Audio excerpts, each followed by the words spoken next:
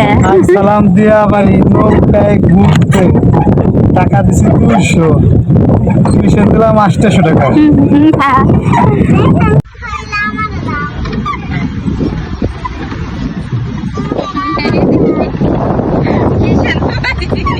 টাকাও দিয়ে গেলাম, মানে খাইতেও গেলাম। বলছই তো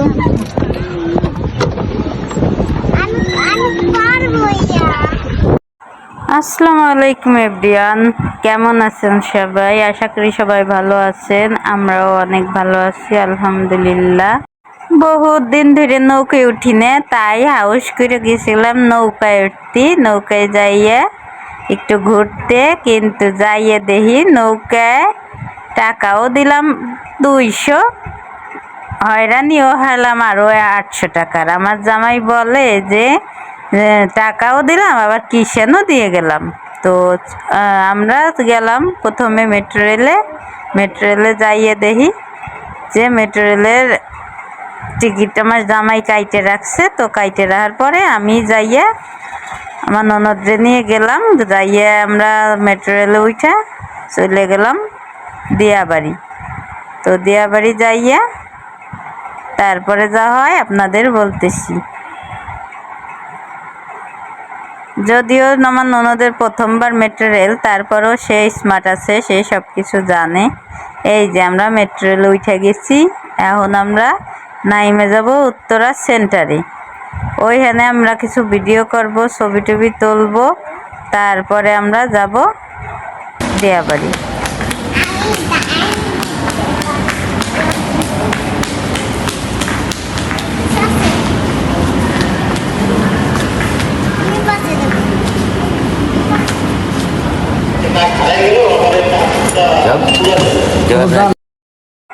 তারপরে আমরা জামাই বউ মিলে একটু টিকটক করার চেষ্টা করছিলাম, কিন্তু আমার জামাই অতটাও স্মার্ট না যে সে আমার সাথে টিকটক করবে।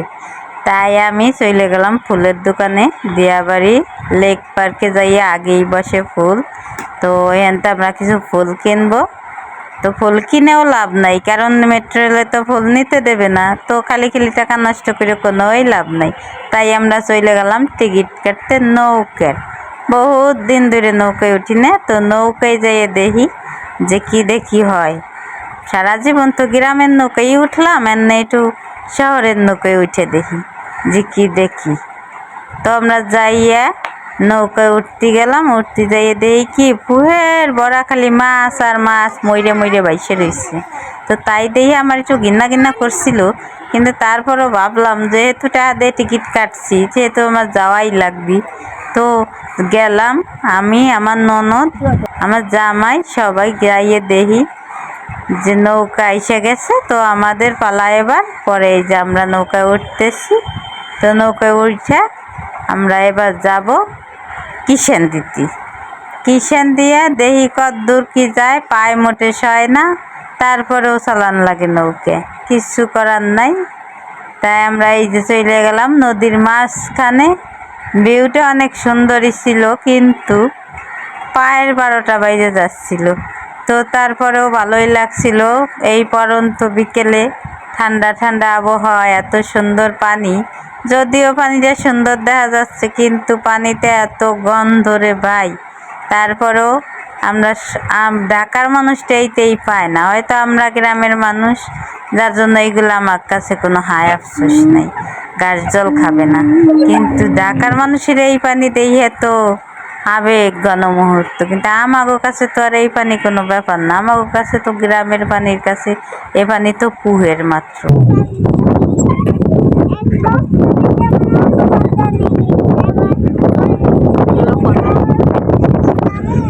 আরিশা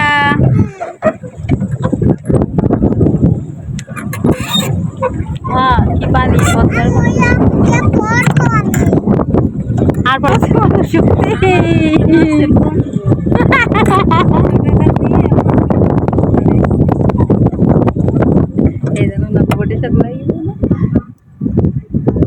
ময়ূর পঙ্খিরা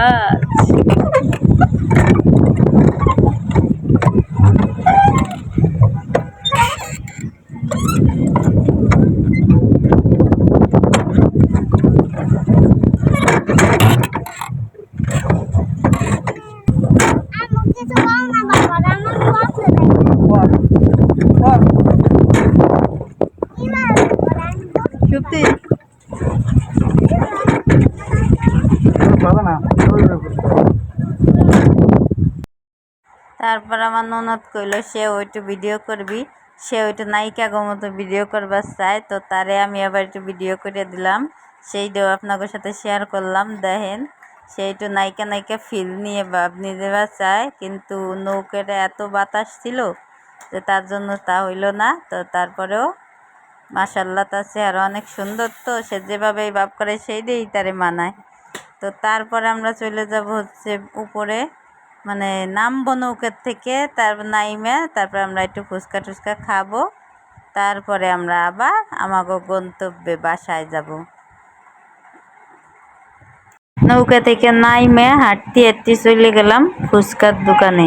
তো ফুচকার দোকানে যাওয়ার আগে আমি আবার ভাবলাম যে আমিও একটু স্টাইল করে দেখি আমারে কেমন দেখায়। তো তাই দেখতে দেখতে এর ভিতর সামনে পড়লো একটা কৃষ্ণচূড়া গাছ।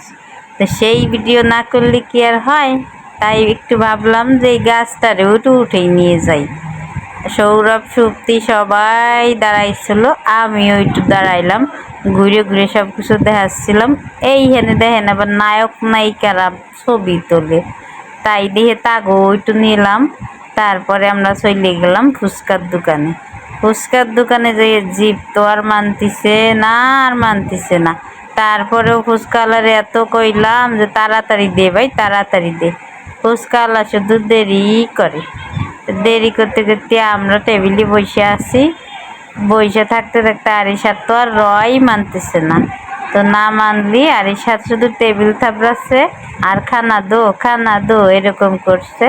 তো তারপরে খানা দো করতে 1 প্লেট ফুচকা আইছে, সেইটা আমি আপাতত অগ দুজনে কইছি তোরা দুজন খাইয়ে আগে নিল্লাওয়া, তারপরে আমরা দুজন খাবানি, আমরা আস্তে আস্তে খাবানি, আপাতত তোরা খাইয়ে তোরা শান্ত থাক।